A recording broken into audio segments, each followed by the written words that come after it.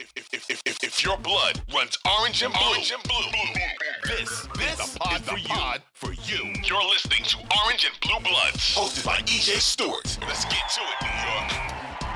A potential turning point in the Knicks postseason run. What's up? This is EJ Stewart. You're listening to Orange and Blue Bloods, a New York Knicks podcast where we are breaking down Game 2 of the Eastern Conference semifinals, where the Knicks pick up a win over the Philadelphia 76ers, 108-102. Much different than the previous games that we've seen in the last three, where there were blowouts that had the game out of reach essentially by halftime.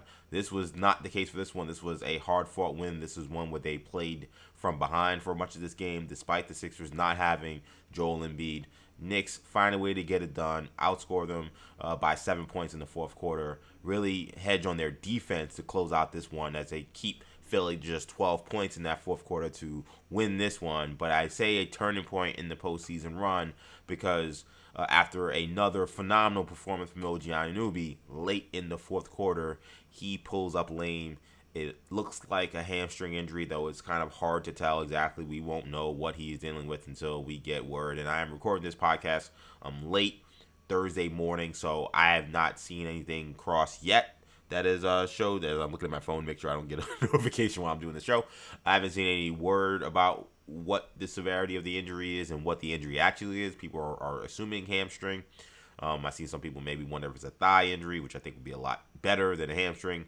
But again, we will have to kind of wait and see. So that's definitely clouding this Knicks win for sure. So we'll break down everything regarding the Knicks win, how they got this W. We'll also talk about, obviously, the impact of what happens if they do not have OG Anunoby for a considerable amount of time. And, of course, we'll preview Game 3, which is going to be Friday night in Philadelphia, or as Joel Embiid said, Madison Square Garden East, which I, again, still find funny because New York is north of Philadelphia and is east of Philadelphia. So I don't know how the Xfinity Mobile Center could be MSG East, but whatever. So we'll get to all that stuff, man. Orange and Blue Bloods coming at you. Wherever you get your podcast is where you can find this show. So just search Orange and Blue Bloods, and you found it here, probably, unless you're watching on YouTube. So make sure while you're there, subscribe to the channel. Hit auto download. Give us a 5-star review. All those things help the show. And so if you can do that, we would greatly appreciate it. Also, again, if you want to watch this show, if you want to watch me in this lovely gray Knicks shirt. This is probably my favorite Knicks t-shirt, by the way. I love this shirt. I don't see a lot of other people wearing them. But if you want to watch me and watch the show and see some cool graphics and some tickers and all those different things, you can, of course, watch these episodes as well. That gets posted to the New Generation Media page. Just search New Generation Media on YouTube. You can find the episodes of Orange and Blue Bloods that I record. You can watch those episodes, obviously, on tablets, phones, TVs, wherever you watch your YouTube content. So let's get the ball rolling, man. Let's talk about this win. So the Knicks, they do win this game. They outlast Sixers to win 108-102. Like I said to start the show, this was a gritty win. And I think it was an important win. It was important for the Knicks to get a game like this. A game where the game flow just doesn't feel right. Like you're watching this game. And through three quarters particularly, it just felt like the Sixers were getting good looks. It felt like the Knicks, whenever it seemed like they were able to, get a 1 or 2 point lead or, close the gap, the Sixers always seem to find a way to make a couple of shots to then, get the lead back to, 5 or 6. Or for the Knicks, to have their 4-point lead back to a tie game. Like, it just seemed like the Knicks could never quite run away from this team or close the gap in a considerable way that would allow them to kind of go on a big run. And you got to give credit to the Sixers. They came to play. Jalen Brunson said it after the last game. I said it after the last game that the version of the Sixers that you saw on Game 1 was probably not going to be that version in Game 2. We can talk about, well, it's only one day of rest just like it was the previous game, but there's a mental exhaust that comes with winning a Game 7 in Boston, given the scars that are left with the other previous Boston defeats. They climbed Mount Everest for them to beat the Celtics in a 7-game series and to do it the way they did. So there's going to be a mental letdown, and I think that as much as the physical letdown was there, and we certainly saw that, right? Embiid was so broken down he couldn't even play Game 2. There was a mental exhaust as well that was going to come with that game. They came a lot more focused. The defense was a lot more in tune. And they gave the Knicks all they could handle, so they deserve a lot of credit. I thought Maxey was spectacular in the first half. And I thought Paul George, I told you guys, I mean, we'll get to the fourth quarter because that's where this game shifted. But this guy, he scares me when he shoots the ball. It's coming off. He's got a great form. He's just, to me, he's one of the, he's got one of the prettiest jump shots in the league. But he's the backspin is good. He's locked in.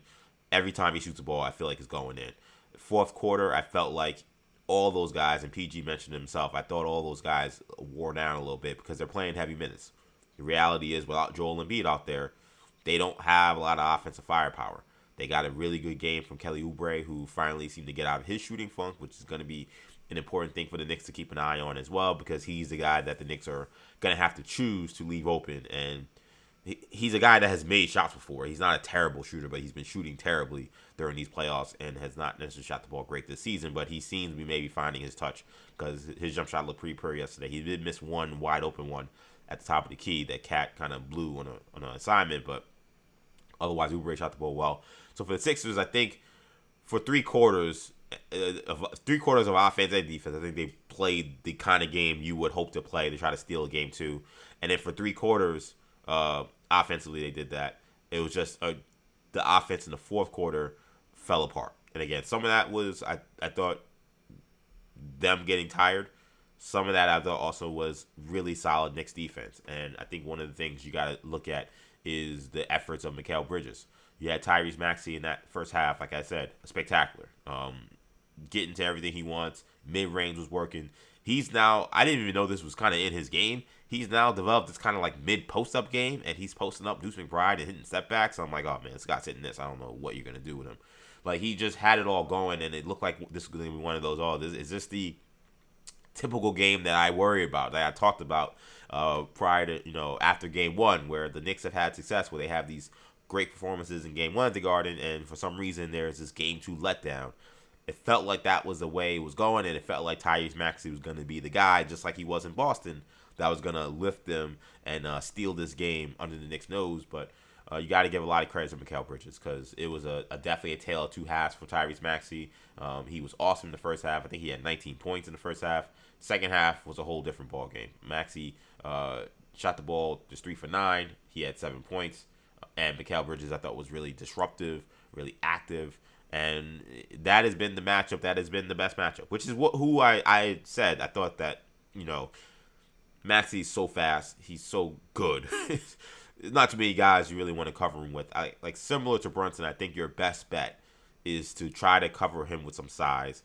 And because even your little guys probably won't be able to stay with him in terms of his speed. So give me some size and give me a guy who can maybe bother him at the rim, which Mikal's been able to do, and maybe not allow him to be so comfortable on some of those pull-ups and some of those step-backs, which you saw Maxey at times in that fourth quarter stepping back and thinking like he has a shot. And sometimes he did, but I think just Bridges' length, I think, was bothering him, and then he ended up passing the ball or not taking those shots. Mikal Bridges, on both sides of the ball in this series, is having a phenomenal series. He's been awesome in this one, and that was something that Josh Hart mentioned. I want you guys to hear from Josh Hart, because he was asked kind of what was the difference from the first half to the second half, and he said it was one man. Maxey was going off in the first half, and obviously you guys shut him down pretty much in the second half. What was the biggest difference for you? Mikal Bridges, he did what he does. He took that challenge, and that's why that's our guy. So he gave amazing effort. Yeah, Jalen Brunson also does the same thing. Here's Jalen Brunson on Mikal Bridges' defense and why it was so effective on Maxey. On the defensive side of the ball, I think he's just making things tough. I also think Tyrese is generating some good looks for himself and for others, but we're just trying to make it as tough as possible, because obviously the things that he can do is pretty spectacular. Yeah, no question, Mikal Bridges' defense has been a huge reason why the Knicks are up 2-0 and why the Knicks are in a position to potentially take a stranglehold in this series. But it hasn't just been also his defense. He also had a spectacular offensive game. He had a huge bucket in the fourth quarter, in a fourth quarter that, again, was only a 19-12 fourth quarter. This was not a offensive explosion. The Knicks did not win this game necessarily with their offense in the fourth quarter. They won it mostly with their defense, but Mikal Bridges hit a huge bucket. Again, he had a great game in this one, and he continues to play at a high level. And it's funny because he kind of reminds me of, like, he is essentially, to me, this team's RJ Barrett. If you remember when Barrett was here, it was like he would go through these cycles of, like, oh, he's a bust. We got to find a way to trade him. And then slowly he started to play well. You're like, look, this guy's amazing. Like, he's better than John. He's better than Zion Williamson. And then he go back. It's like, that's why I feel like Mikal Bridges, where he's the guy where it's like, the pendulum swings on how you feel about him. There are some days where you're like, this guy's a marginal player, and, the Knicks need to try to find a way to get him out of here as soon as possible. And then he could play stretches of ball where you're like, F them picks, which is where we're at now. We're back in the F them picks category for how he's playing, because Bridges last night, 9 for 13, 18, really impactful points. These were not just he's out there scoring. Like, it seemed like he was scoring, and at times when the Knicks needed a bucket, whether they were trying to, quell a little mini Sixers run to extend the lead, or again down the stretch to kind of try to help the Knicks extend the lead to get them in a position to close this game. Mikal Bridges was awesome in this one. He was a big factor in this one. Of course, OG Anunoby, who we'll get to his injury, but it was awesome as well. 24 points, 9-17 from the field. He had 4 steals in this one as well. Again, extremely active. And with OG, it feels like, again, we're seeing the birth of a new player, basically a star. Like, this guy, again, he's not a role player at this point with how he's impacting the game with the way he's playing right now. He has been just phenomenal offensively, and then the defensive effort is there as well. I thought his defense on Paul George and his defense on Maxey at times as well, also really important in this one. It feels like you're seeing now a team that is truly, again, when things are working and the team is functioning fully with everybody on the court and not foul trouble. We'll get to the foul trouble because that was a big story in this game. A extremely tough team to stop, because you got 24 from OG, you got 26 from Brunson on 9 for 21. Not the most efficient night, but a good night and good enough to win this game. I mentioned Mikal Bridges with the 18, and then Karl-Anthony Towns, who was stuck with foul trouble for a lot of this game, was only able to play 27 minutes. Mind you, this was also a game where there was no Mitchell Robinson, who was out with an illness. He gives you 20 and 10 and 7 assists. He almost gives you a triple-double in 27 minutes. The Knicks, again, offensively, when things are going right and when the team is whole, they are really good. And they are a tough team to stop. Sixers' fourth quarter certainly locked in and became a fourth quarter game. The Knicks were just good enough because of some Jalen Brunson buckets where he was able to score one-on-one, get to the free throw line, and then Mikal Bridges, of course, being the supplement to that as well. So I feel like with this game, this was an important one.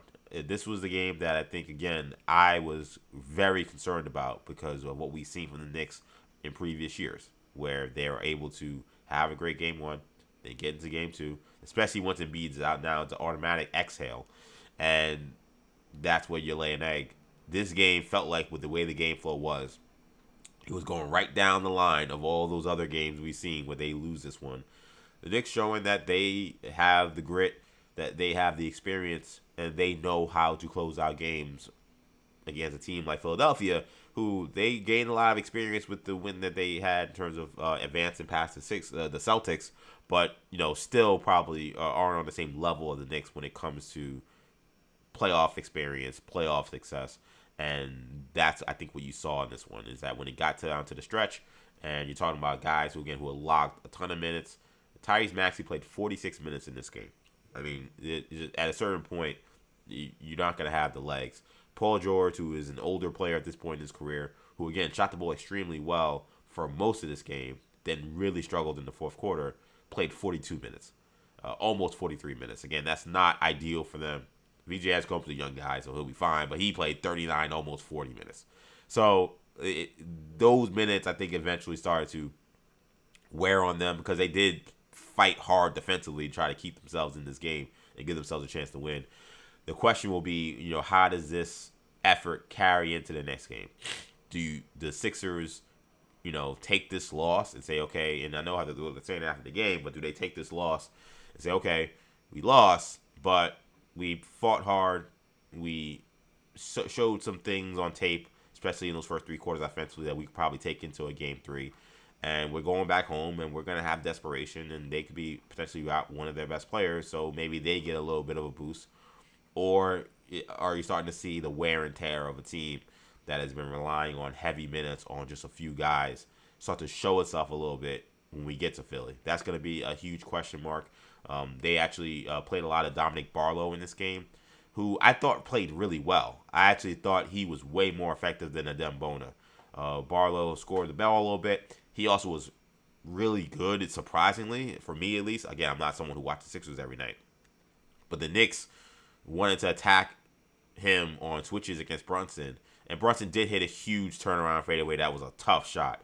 But I thought Barlow was fine. I mean, if I was a Sixers fan, I'd be like, I could live with these switches if it means that we can take the Knicks out of the pick and roll action with Cat and Brunson, because he comported himself okay. He did have a foul on one of those plays that was huge, and again, Brunson did score a bucket on him. But overall, I thought Barlow gave them really good minutes. But where else are you getting these minutes from? I didn't think Grimes was very good. Again, Bono was kind of terrible. Like they don't have a lot. They don't have a lot. They didn't even play Justin Edwards in this one. And this was a game that they did not have Embiid. So you think maybe you go more to the bench, and instead they actually shrunk the bench a little bit. So the Knicks are going to have the depth advantage. So where the Sixers are at moving forward is going to be key. But again, one of the issues with this game, and one of the continuing storylines is going to be the foul trouble. Because Karl-Anthony Towns playing 27 minutes and having that kind of impact, but only being able to play 27 minutes because of the foul trouble is still a problem. I will say this. This was the worst officiated game I think I've watched this postseason. I don't ever want to see this officiating crew together, whether it's a Knicks game or any game. Obviously, these are playoff crews, so these referees are going to have other opportunities. They should not be together. Because I thought the first half, the ticky-tackiness of the calls that were being called against the Knicks, I thought was completely outrageous. And the free throw discrepancy remains an issue. The Knicks are now, minus 20 for the series on free throws. That includes a game where the other team fouled Mitch Robinson on purpose 3 possessions in a row. So the free throws discrepancy is still outrageous in this one. And this first half, especially, and then there were moments in the fourth quarter too, where I think, calling it even, I think even for Philly, it was like, okay, come on now. Now the refs seem to be almost like wanting to even it out a little bit. The Knicks started getting some calls. This officiating crew stunk. They were getting out of bounds calls wrong. They were calling the ticky-tackiness of fouls. In a playoffs overall, where the game's been allowed to be more physical, they were calling ridiculous calls. And some of these calls on Cat were completely bogus. That being said, Cat has to do a better job, again, of adjusting to whatever the refs are doing and playing in a way that doesn't allow him to get, 4 fouls in 27 minutes and allow him to have 3 fouls in the first half, 4 after 3. Like, that can't happen. Like, that is the only avenue, I think, for the Sixers to, well, now things have changed with OG being hurt. We'll get to more talking about that in a second. But just let's take OG equation out of it. Everybody healthy. The one equation that I think gives you an opportunity for the Sixers to steal a series, where if you do the Doctor Strange, where you're sitting there and going through the infinite scenarios of how the series is going to go. I'm not saying there's only one way that the Sixers can win this series, but certainly one of the few, I think there are only a few ways that this series goes the Sixers' way, is the series where Karl-Anthony Towns finds himself on the bench because he has 2 fouls in the first quarter, 3 fouls in the second, 4 in the fourth, and he's fouling out late in fourth quarter games. That is the scenario that the Sixers know is an opportunity for them. It's why they're attacking him, and it's why he's got to be a lot smarter with his foul trouble. So this was Mike Brown talking after the game. Again, saying that as good as the win was, they're not doing a good job when it comes to the foul situation, and he's got to look at all avenues to see how they can fix it. We have to do something right. We have to do a better job addressing it.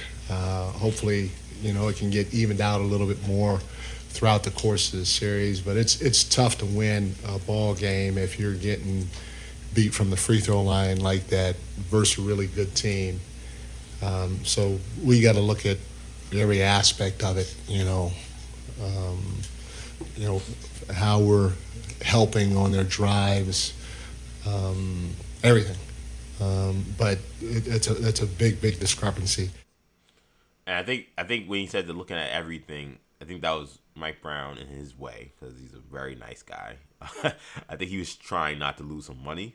So I think he wanted to say we got to look at everything, but then kept going back to his team, which is smart. But I think he's trying to say the referee in this game, like, what was that? Like, this is 2 games in a row now where it's like, come on. It's just, again, the free throw discrepancy is insane. Again, the touch foul that they're calling for the Knicks, the Sixers, the Knicks aren't getting, except for this fourth quarter, where then they decide to call these touch fouls. Where if I was a Sixers fan, I would have been pissed. I'm like, you're calling the game one way, albeit it was really heavy-handed towards the Sixers, but you're calling the game one way, then you're changing it in the fourth quarter. I actually thought Nick Nurse, I kept trying to wonder, like, did I miss a challenge that he didn't do? But I felt like there were a couple of fouls in the fourth quarter that I would have actually challenged, and I think they had a chance to win. And by the way, before I even continue, and I don't want to say any more criticism on Nick Nurse without acknowledging this, I want to give hearts and prayers and condolences to Nick Nurse. I know he lost his brother, who he was extremely close to, and it's someone who, I'm extremely close to my brothers. Like, it kind of hit home just when hearing the stories about how much his brother meant to him. So R.I.P. to Nick Nurse's brother, and wishing him all the best in terms of outside the basketball court, because that's a brutal thing to have, and it seems like it was a really kind of a tragic deal in terms of his brother and the health issues that he dealt with. So best of wishes all to Nick Nurse and his family. I want to make sure I have that out there before I even continue with that. But yeah, I thought there were times where Nurse maybe could have challenged, and he was looking to the bench a couple of times, and one time they told him no, and I was surprised. I was like, ooh, I would have challenged that. So I don't know if that's a backbench issue or if that's a him issue, but nonetheless, again, the refereeing, I thought it was abysmal. I'm like, what? Get these guys out of here. I do not want to see that officiating crew for the rest of the series. And to be honest, I would prefer those three guys. You can work, because Tony Brothers damn sure is going to work. That guy, he always finds his way in some crucial games. He's already going to be, officiating a Game 7 in an NBA Finals or an Eastern Conference Finals or West Conference Finals.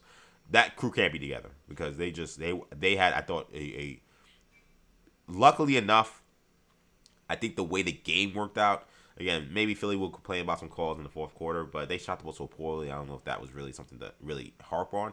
And they got so many calls through three quarters that I think, again, I don't think you can really complain too much. I would say that I think they kind of got lucky that the game kind of went the way it went. Like, the team that executed better late in the fourth quarter, and that was saying it mildly, because it wasn't like either team executed well, won the game. So it didn't become a story about the refs. But it could have, given how that game was going. And there were plenty of people online also complaining about the referees last night. So I thought they were abysmal. Nonetheless, Carson Towns has to do a better job. Mike Brown also saying that, emphasizing that as well. He's an important player for us. There's no secret, and we need him on the floor. So he just has to avoid getting unnecessary fouls, and he's been great. Like, he hasn't picked up an offensive foul, knock on wood, in a while, and so he's got to keep making sure he doesn't do that. If I'm Mike Brown or I'm this coaching staff, I'm telling Anthony Towns, these are the acceptable fouls I can take from you. You challenge somebody at the rim, that's an acceptable foul. It happens. They're going to call it. At least you challenge somebody at the rim. No, you're boxing out for or going after. I mean, even after the rebounds we checking, but if you're boxing out on the glass and you get a foul, it's tough. But okay, we need to control the glass to win these games. Those are the only fouls I want to see from you for the rest of the series. The fouls where you're trying to hedge aggressively and taking bad angles, I'd prefer you take a softer angle and try to recover. The fouls where they're away from the ball and you're stopping a guy from cutting across the lane, don't need to see those. And one of the things Mike Brown mentioned as well is the swiping down. Keep your hands up. I don't want to see any fouls where you're reaching. We don't need those plays. We got Hart and OG and Bridges. These guys are some of the best when it comes to using their hands to get steals. You are not one of those guys. We'll get enough steals and get enough turnovers with those guys. Keep your hands out of the cookie jar. Those fouls, I would tell him, unacceptable. We do not want those fouls. We don't need those fouls. We don't need those plays. If Maxi's turning the corner, he's lightning fast. You're never going to stop him. Just guard him normally. Do not run out, and one time he tripped him. It's like, why are you sticking your leg out? You can't guard him. He's too fast. If he beats you, he beats you. And, if a guy's cutting across the lane and you're a second late and they beat you, they beat you. Those fouls, you can't have. If you're challenging a shot at the rim and you're trying to block a shot, you're trying to keep a guy from not getting the easy layup, that's a foul I can take, sending a message, not allowing teams to get easy baskets. You're going for an offensive rebound, or you're going for a defensive rebound, and you're aggressively boxing out, I can accept those because you're working hard on the glass. The ones he's getting are the ones that are so unnecessary because they don't really matter. Like, okay, you stopped Maxey on this one play, turn the corner, you fouled him. All right, well, now you maybe going to the free throw line, he's a great free throw shooter. or you tacked on a foul that we know is going to hurt us down the stretch.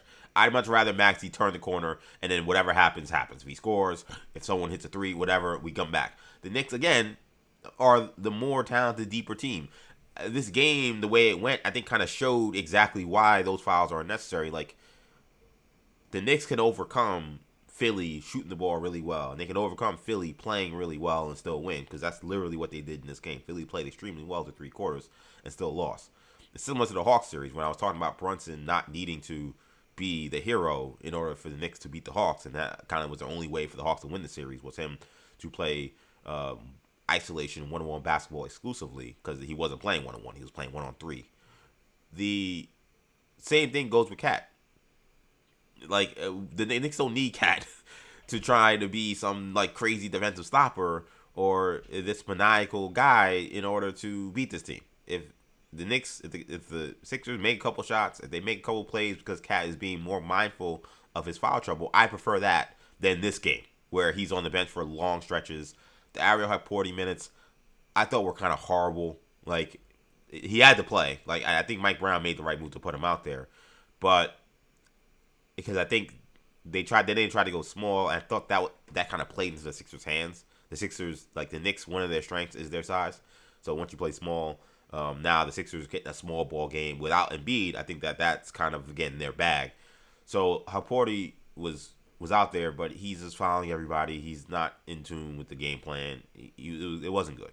So that can't happen again. We can't get extended Ariel Hukporti minutes the way we got in Game 2 and in Game 1. Where Game 1 he was much better, but that's not just a message for him. It's a message for Mitch when he comes back into the lineup. Like, some of these fouls we're getting are completely unnecessary. We can't have those fouls. So Mike Brown mentioned it. Kat also mentioned it as well in terms of staying disciplined. I don't ever lose the physicality. This is something that's done us well in the last game. So, yeah, I'll look at the tape. I'll get better, more disciplined, and I don't want to put my team in that position again. So, I got to do a better job. Yeah, I mean, I accept that answer. I accept that proposition. Like, he has to be better. There's no excuse for this to continue to be an issue. This is a game where Joel Embiid is not even out there, so you don't have the concern of Joel Embiid being the guy to get you in foul trouble, and somehow you find yourself with 3 fouls in the second quarter, 4 fouls in the third. This can't happen. And the Knicks won this game kind of in spite of that. And again, this was a game where we knew Karl-Anthony Towns could have a big game with Embiid out, and he was awesome. I mean, his impact on this game was immense. The guy, again, had 20 points in 27 minutes. He had 8 assists in 27 minutes. He had 10 rebounds. He would have glided to a triple-double if he plays his normal 35 minutes or so. And he could have been a really big game. And maybe this game, which ended up being a 6-point win, maybe this is a 15 or 14-point win if Karl-Anthony Towns plays the minutes he's supposed to play, because he was having that kind of impact. So he's got to do a better job with that. That continues to be a big storyline in this series moving forward. As the Knicks do win this one, a 108-102. And, Jalen Brunson as well also spoke about the fact that cannot continue to happen when it comes to the foul trouble issues. Yeah, just staying disciplined. Those are the details I'm talking about that we have to pay attention to. And, I mean, it can be a difference maker. The small things can be a very big difference maker. So, we just got to pay attention and just make sure that we're all on the same page and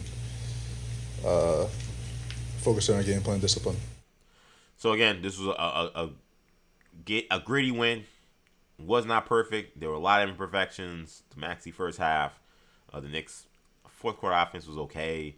But I think you take home that they found a way, despite foul trouble, Maxey going off, all these different things working against them. Paul George, red hot to start the game. They were able to find a way to buckle down, come from behind, and get a much-needed game, too. And it becomes even more important that they won this game because of how this game ended with OG Anunoby. So Anunoby, again, who was awesome, 24 points, continues to be a terror on both sides of the ball, continues to shoot the ball really well, is attacking the rim. He's just playing at a great level. I mean, he's playing like an all-star. And then on a cut to the basket late in the fourth quarter, it's probably around the 3-minute mark or so, he cuts to the basket. Maxey kind of bumps him. He then kind of looks like he's kind of hopping a little bit. the ball ends up actually finding him. He's kind of grabbing his leg. The ball actually ends up finding him, and he tries to dunk on Paul George. Paul George fouls him. No call. Like, they just didn't call a foul. I'm like, I don't know. They thought it was a clean block. It was clearly a foul. Now we see multiple angles because people keep showing the play over and over again. But Paul George, quote unquote, blocks the dunk, and OG comes down and they end up scoring.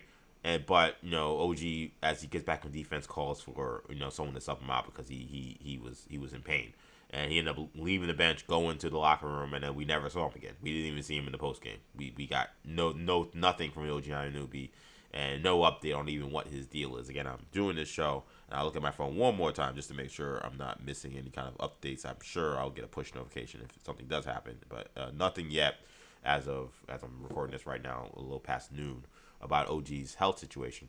But this is a potentially devastating blow. That's the reality of this. There's no way to sugarcoat this.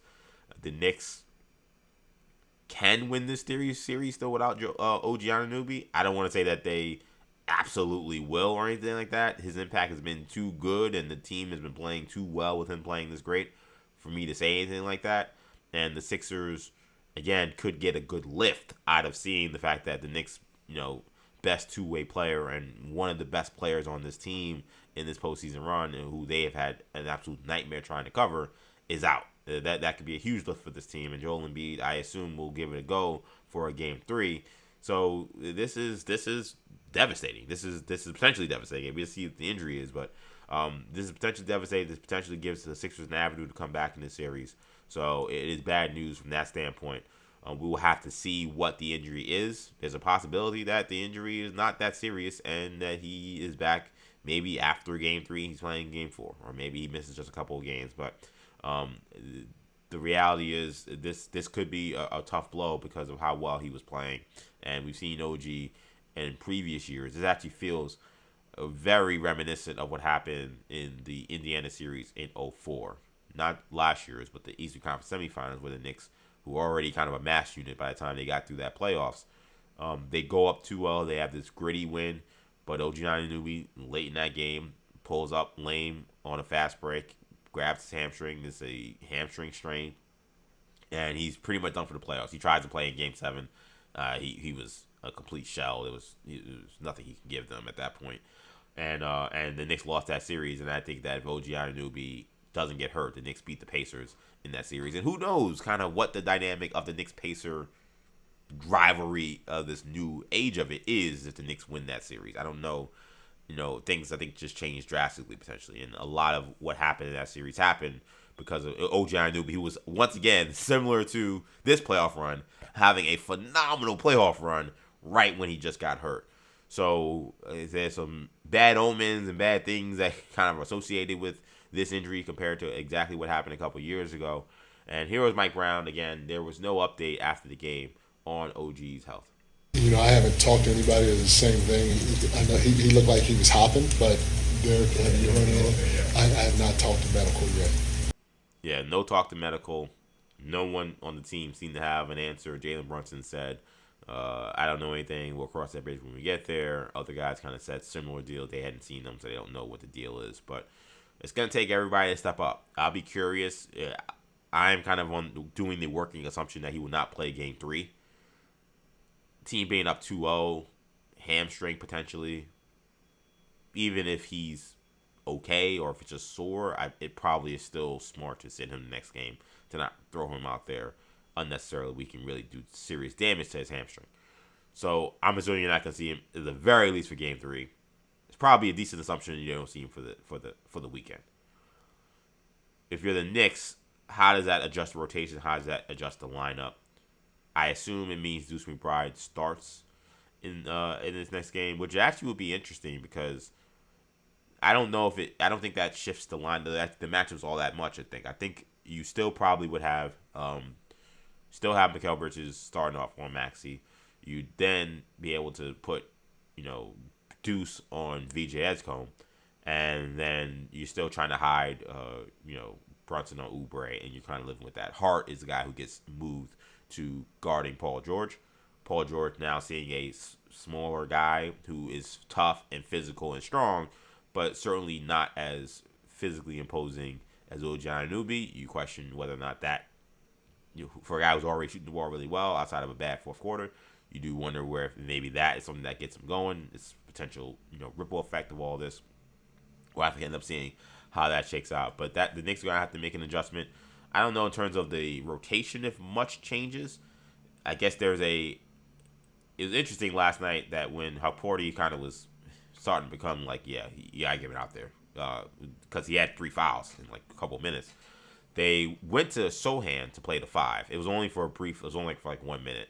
I don't know if Sohan's the next guy up in the rotation, and would he take OG Anunoby's spot in the rotation if they do decide to add somebody. I will once again continue to vouch for Mohamed Diawara and say that if OG is gone, I actually prefer to see Diawara get some minutes, and I actually would also not be opposed to Mo Diawara potentially being put in the starting lineup. Maybe not for Game 3 because he hasn't played in a while, so I would probably still go with Deuce but put him in the rotation. But if things don't go well with the Deuce McBride starting lineup, that lineup has played pretty well throughout the year, so I assume they'll be okay. Things don't go well, though. I wouldn't also be... And if Paul George really seems to be comfortable going up against a guy like Josh Hart, I would not hesitate to do what they've done in the past, which is start Mohamed Diawara in place of OG Anunoby and have that length and athleticism out there, because obviously he's not as great as OG, of course. But he's the closest thing you have to what OG brings to the floor on both ends of the court. That'll be an interesting wrinkle to how this series goes. Is how does Mike Brown adjust the rotation? Does he stick with the same guys? We've seen more Landry Shamet. Shamet, man, this is the second playoffs in a row where like early in the playoffs he's not really given the coaching staff. And I thought his effort was fine. His defense was fine. He was fine in this game, but again, we saw shot making. We saw him playing really well during the regular season. In the second playoffs in a row where when they've gone to him early in these first couple rounds, not much. Now, when they went back to him after Tibbs has buried him after game 1 of the first series against Detroit last year, he then went back to him because we all were clamoring for him to come back into the series, and then lo and behold, in that Indiana series, he played really well. Part of me is like maybe Landry's kind of maybe he needs to get in rhythm, and maybe he's got to figure some things out. Maybe the first few games he's nervous or whatever, I don't know, and maybe he can do something. I have credited Mike Brown, and I commend him for giving Landry Shamet opportunities. I think Mike Brown is thinking is that they're eventually going to need him at some point to start making some shots and guarding somebody at some point. They've been winning without him. They've been blowing these teams out, but there's going to be a stretch where somebody in the backcourt may get in foul trouble or something, and he's going to have to play. And he can provide really great minutes. Like last night, even in the 8 minutes he played, he was good. I mean, he has a donut. There's no shot attempts, no steals, no rebounds, no points, nothing. But he was +6. And I think it was because, again, he was active. He was guarding well. He did his job. But eventually they're going to need him to score. They're going to need him to do something. So I don't know if maybe Landry Shamet is the guy that actually gets more minutes. I'll be curious to see. But the Diawara Sohan thing will be the first thing I would look at in terms of how this shifts. Sohan probably is more ready defensively to go out there and do something close to what OG gives you than Diawara is, but Diawara is more likely, I think, to be able to make a shot and do something offensively. So that's going to be a decision for Mike Brown to make. He may not make any decision regarding that. He may just decide that we're just going with a shorter rotation and that's it. So very curious to see what happens with OG Anunoby again as we record this podcast at 12:25. No update on his injury. But certainly you would expect that there'll be no OG Anunoby for Game 3. So let's preview Game 3 here. So the Knicks, after winning Game 2, they'll now travel to Philly for a Game 3 against the Sixers. This will be Friday, 7 p.m. on Prime Video. Again, this feels... I don't like to keep saying this because this ended in the Knicks losing in 7 games. But this series feels a lot like the Indiana series from a couple years ago, and which is why I will say this game, I think, is very important for the Knicks. The Knicks had an opportunity. They were up, I think, about 8 or 9 points in that fourth quarter of Game 3 of that series.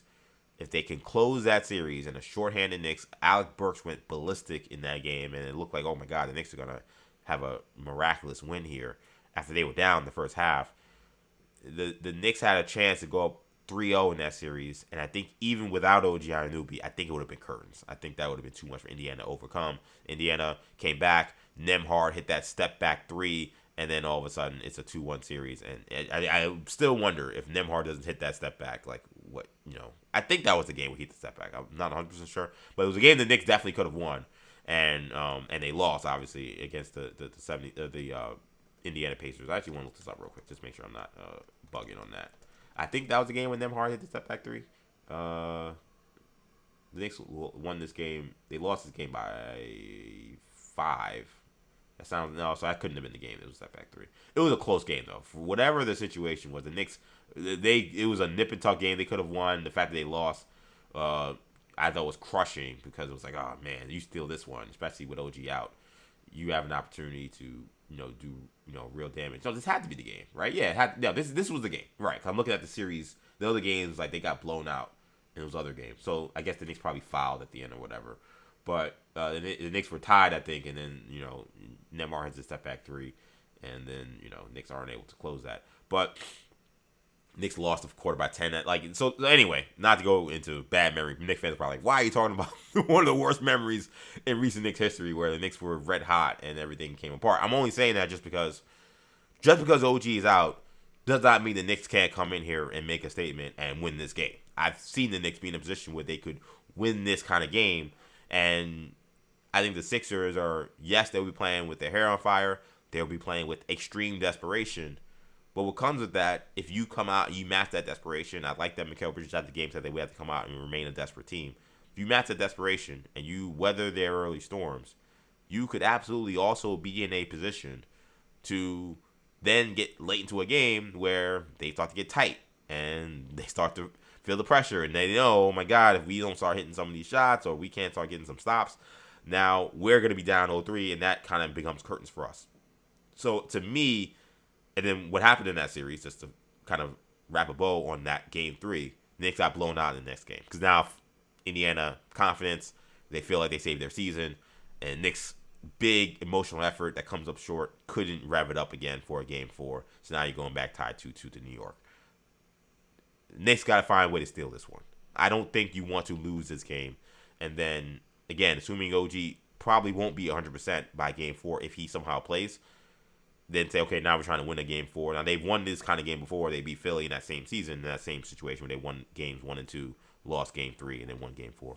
But I think that this feels a lot more, again, like the Indiana series, where this is the game you got to get. Get yourself that 3-0 cushion and give yourself an opportunity to really feel like, okay, OG, get healthy. I think once you're up 3-0, every game matters, of course, and you're not low managing the playoffs, but there isn't the desperation to rush him back. If you lose game 3, then you start to question, all right, do we need him for that game on Sunday? Or if you lose, if you say, okay, no, we're going to keep him, but like now you're going back 2-2 to the guard, you may say, okay, we need to throw him out there for game 5, even if he's not 100%. You're up 3-1 going back to the Garden. I don't know if you're throwing him out there. Again, it allows him some cushion to get healthier in the series. So if I'm the Knicks and this team, in terms of their disposition and their focus and how they push forward throughout this series, this, I think, is the crucial game. Joel Embiid, I assume, will be back. Mitchell Robinson, I hope will be back. They said he had an illness, and I know he's sick. He's not sitting out for nonsense here. But, I personally, I kind of wonder, like, I hope it's not like COVID, a thing where, like, he has to be away from the team for X amount of time. Like, I don't know. They didn't say what the illness was. I'm hoping it's an illness that doesn't, like, debilitate him in a way where he can't give the maximum effort where you see him give, right? Like, the thing about Mitchell Robinson is, in the 20 minutes he plays, he's giving maniacal effort, and that's what makes him a great player. If he is sick and he is fatigued and he's tired, he's not able to have that same impact. That would, be a detriment, considering they don't have OG potentially for this game. So this is going to be a huge one, man. I'm hoping the Knicks can pull this out. I can't tell you that I'm confident that they'll do it. I think that if you were a betting man, I think you would say Sixers have to get this one. They'll find a way to get this one. But just because you have OG out, just because the Sixers are desperate, does not mean the Knicks can't beat this team in this situation, especially if Mitchell Robinson's back. That was another thing about this win that I think, in terms of game 2, that when we looked through kind of wrapping a bow on that, even though we already did, like, they won this game without Mitchell Robinson, which is not nothing. Like, I know Joel Embiid wasn't out there, but Mitchell Robinson is huge, especially, surprisingly, kind of for their offense. because the Knicks' gaudy offensive rating numbers that they've had over the last 4 years have been in large part because, especially when Mitch Robinson's been out there, it's been in large part because of Mitch Robinson's offensive rebounding. They've been such a good offensive rebounding team.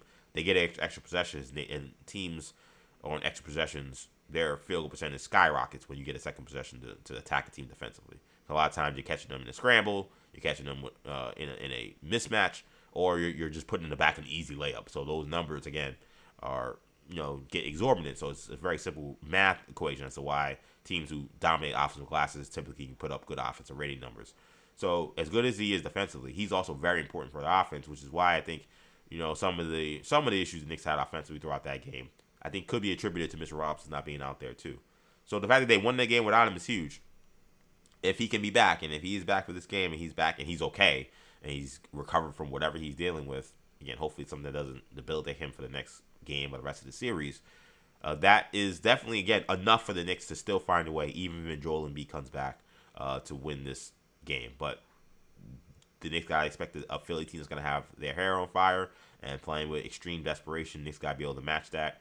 And this is going to be, again, where the Garden crowd and the Knicks crowd that will be in Philadelphia, they got to try to make their presence felt early, give the team as much of a boost as they can, because I expect there to be a ton of Knicks fans. All of the information I'm seeing regarding the ticket sales on the secondary market have been heavily favored towards the Knicks. So I think Knicks fans will show up. The fact that this is a Friday-Sunday series kind of screwed the Sixers, which is kind of what happened last time. Thursday, Saturday, Thursday, you're thinking, okay, Thursday, weekday, yeah, there's some New York people who just live here. But typically it may be harder for people to say, I'm going to take off work and pay $300 for a ticket, let alone the whatever you're paying for Amtrak and all that stuff to get down to watch this game. Friday, where you can leave work early, and then Sunday afternoon game where you can leave and get back and be ready for work on Monday. I think that this is going to be a very, very pro-Knicks crowd. I don't know if it's going to be 50-50, but I think you're thinking at worst 65-35 Sixers, and that alone can definitely make an impact and make an impact on this game for sure. So this is a huge one. I would argue this could be the biggest game of the Knicks season so far. Obviously they won Game 4 in Atlanta. That was probably the previous big game of the season. But I think this is huge just because I think when it comes, this is the momentum game. This is does Philly have any shot to kind of take back some momentum and really make good on what has been the lifeline that is OG Anunoby injury, or will they lose this game and then won't really matter that OG got hurt because you're not coming back from down 0-3. This is where I talked before about how a turning point in Knicks postseason run could be here. This is what I mean. This game right here I think could tell the story about how the 2026 Knicks season ends. And when it comes to OG moving forward, again, they could win this series potentially without him. They need him to get to the NBA Finals. I definitely don't think they're beating Cleveland without him. And I would not pick them to beat the Pistons without him. I think that they would compete, and I think they'd have a real shot to still beat the Pistons without him. Because the Pistons, I think with having Mikal Bridges defending the way he's defending, I think that he will be enough to guard Cade, but they need to get him back. So hopefully, again, whatever injury luck we get ends up being good. Again, I'll check my phone one more time to make sure this is not an update. It is not. It's an Adam Schefter tweet, which I don't care about right now. but no, this is going to be a crucial thing to this. And, the reality is as well, earlier you could beat this team. More rest potentially for the players and for OG Anunoby, where you're not playing games and having to play without him. So crucial Game 3. We'll see how everything shakes out. But it's going to be very, very interesting to follow how this series shakes out now with the uncertainty regarding OG Anunoby and his injury regarding his hamstring or leg or whatever he's dealing with. Oh, man, this was a fun one. I want to appreciate you guys. Thank you guys so much for watching and listening to this episode of Orange and Blue Bloods. Of course, you can catch all episodes of Orange and Blue Bloods wherever you get your podcasts. Apple Podcasts, Spotify, Google Play, wherever it is, you can find it. Orange and Blue Bloods is what you'll search in your digital streaming platform. You will then, if you can, give us a 5-star review, subscribe to the channel, and if you can, auto download. That helps us a ton. Again, if you want to watch these episodes, head over to my YouTube channel, New Generation Media. That's where these episodes live. This was a really fun one. I want to thank you guys for checking me out. Go Knicks. I'll see you after Game 3. Later.